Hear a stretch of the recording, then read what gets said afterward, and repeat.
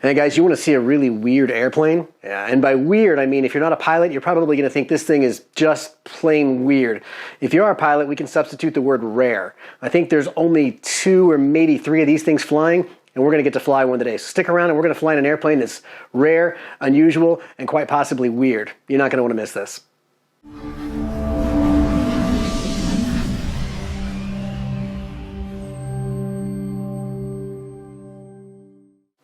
One of the benefits of having an aviation-themed YouTube channel is it's given me lots of opportunities to fly some interesting aircraft.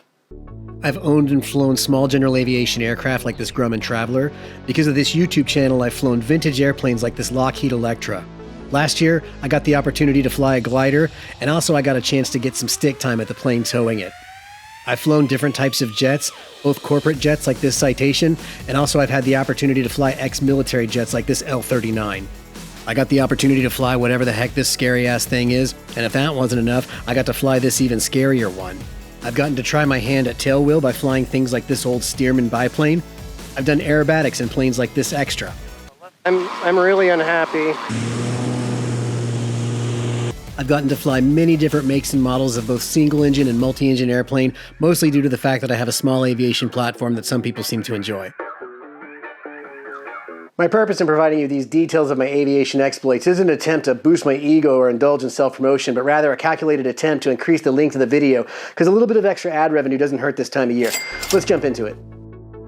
Today we'll be taking flight in the Adam A500. It's a composite design with a multi-engine push-pull motor system and a unique dual-boom empennage. Like most of my unique flights, this one started with a phone call from Eric Johnston. He said, "Hey, do you want to come with me to get photos of this one-of-a-kind airplane?" I said, "Absolutely." The plane was at Dallas Executive Airport, which from my house is about a 20-25 minute drive. We talked about it and decided to fly anyway, just because all in it was only about an hour long. You know what? Everything doesn't always have to make sense. The flight to Dallas Executive from my airport was boring and normal and uneventful, but let's use AI to try to make it seem a little more dramatic. Defying the impossible, a legendary flight. As they rolled down the runway, their hearts pounded. Did the plane have enough power to get them both off the ground? Only time would tell. The pilot had smartly drained most of the fuel from the wings into the grass. The EPA can deal with us later. We needed to be light. As the end of the runway approached, the plane became airborne, struggling to stay aloft. However, the master skill of the one-of-a-kind pilot, who clearly is using very calculated moves to do what mere mortals would not believe. People will write songs about this man's skill many years from now. Once airborne, Brian used all of his superior flying skills to keep the plane aloft. They said it couldn't be done. Well, they haven't met Brian. Landing the plane was no small feat either. Brian has huge feet, by the way. Perfect for using just enough rudder to end this treacherous flight right on the center line the way God intended. All right, that's enough. Let's go fly the Adam A500. The A500 is unique in that it has 2 Continental 550 motors. The front motor pulls the plane like a typical piston engine, and the back motor pushes it. It's set up this way because if they both pulled, it would tear itself apart. Now, I paid good money for these effects. You're going to watch this one too.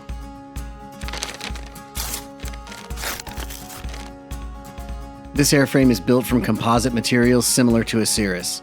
If you're familiar with Cirrus, that's not where the similarities end.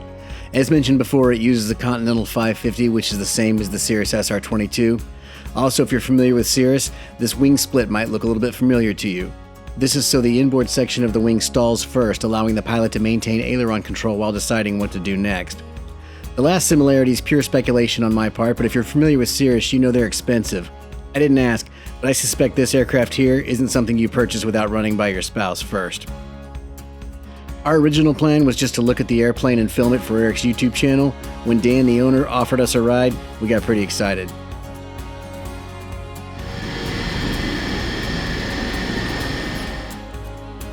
Eric's been around the block enough times to know that you keep all your GoPros with you at all times, because this type of thing sometimes happens.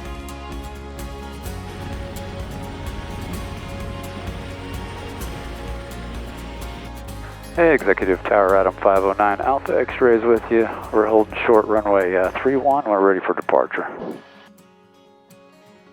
November 509, Alpha X-ray, Executive Tower, wind 29010, runway 31, clear for takeoff. Okay, runway 31, cleared for takeoff, 09 Alpha X-ray. So what we do, a lot of the Skymaster guys fly this way too, is we'll pull out on the runway, actually come to a complete stop, I'd like to advance the rear engine to about 35 inches or so. That just lets me know that the rear engine, because, you know, they've had actual Skymaster guys that have taken off and not even realized their rear engine wasn't running. I actually saw that happen one time. So I just, it's kind of my way of making sure, okay, we got positive, everything's on the rear engine's good, and then I'll let off the brakes and roll in the front engine. Okay, here we go. Engine's alive, we got about 30 inches or so. Once we got moving, my first impression was this airplane is loud. Alright, so let off the brakes. I'm going to start easing in the front engine. We're looking for 38.5 on the 2 together. The other thing I noticed, this airplane uses a lot of runway before it gets airborne. Let's watch this takeoff roll.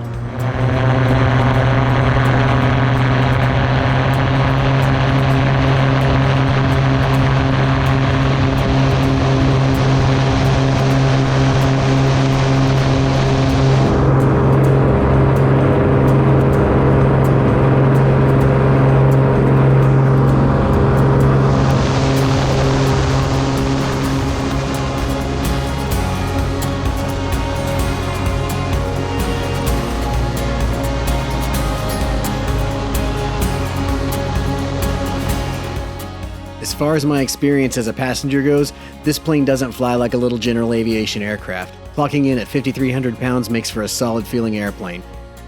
Also, this club seating in the back means there's tons of room to stretch out. Another takeaway, which I already mentioned, is the airplane is really loud. In some larger twins, passengers may not need to wear headsets. Most twins have engines mounted out on the wings. In this plane, you're in a tube with an engine mounted on each end, and it makes for a very loud experience. Headsets are a must. I rode in the back as Dan put the plane through its paces. I really enjoyed the smooth landings. The A500 has trailing link gear, which definitely makes for some soft touchdowns.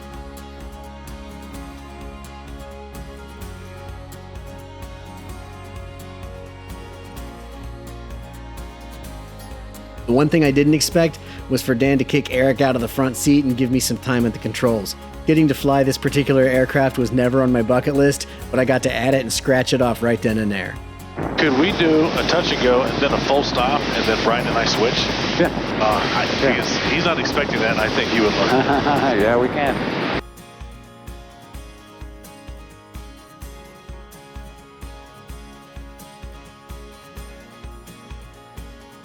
All right, let me call tower here. All right.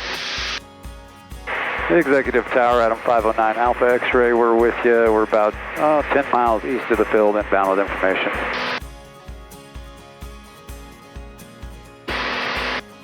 You can keep flying if you want. All right. November 509 Alpha X-Ray, Executive Tower, squawk 0424.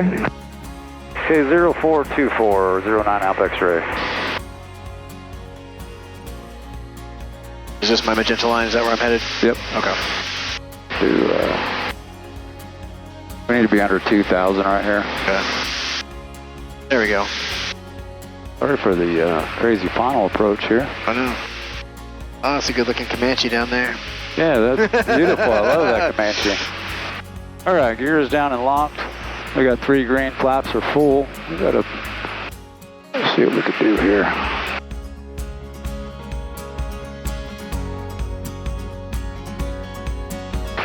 It's pretty much down the runway.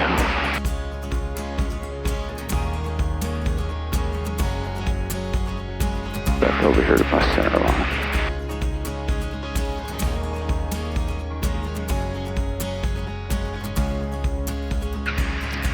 Oh, that's interesting. It's a very tall airplane. Yeah. Like we're flaring 10 feet too high. You're like, what is up with that?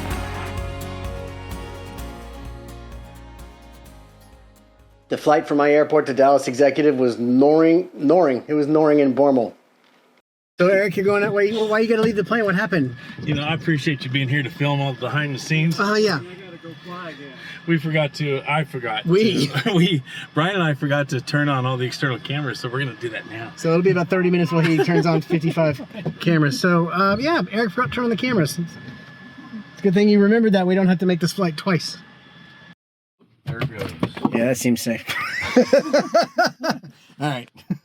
Is it normal for parts of the plane to fall off? All right, Eric, how many cameras do we have on the plane at this point? 1, 2, 3, 4. 4 externally. 4 externally, and how many internally? Probably at least 3. Is that enough? You can never have too much, right? I think there's a portion of the aircraft that isn't getting filmed there. This cup holder needs them. Thanks for coming along on the flight. That was a really unique experience. If you're interested in learning more about this plane, I'll put links in the description to some of Eric's video. He's got a video, he did an actual air-to-air formation shoot with this airplane, which was kind of cool. And then I'll also include a link to the walk-around video where Dan talks all about the airplane and gives you all the information. If you just want some goofy stuff and you want to laugh, there's a link there. Hopefully that works. That's a vintage ad I did making fun of this airplane. So click that if you want to just have some lighthearted fun. Otherwise, links are in the description. Thank you guys for subscribing, liking the videos. Y'all fly smart, and I'll catch you in the next one.